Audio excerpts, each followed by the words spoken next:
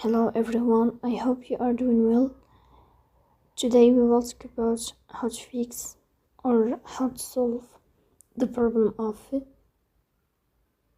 too many requests on Fitbit. We click on settings.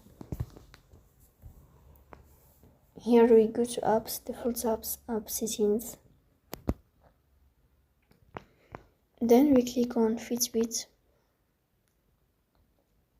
In this page we click on first stop and we click OK.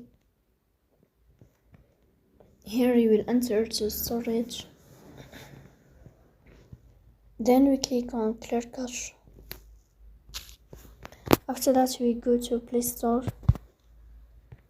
You will search about Fitbit. And then here we will update your app if you find updates. So please don't forget to support us by like and subscribe. See you next time.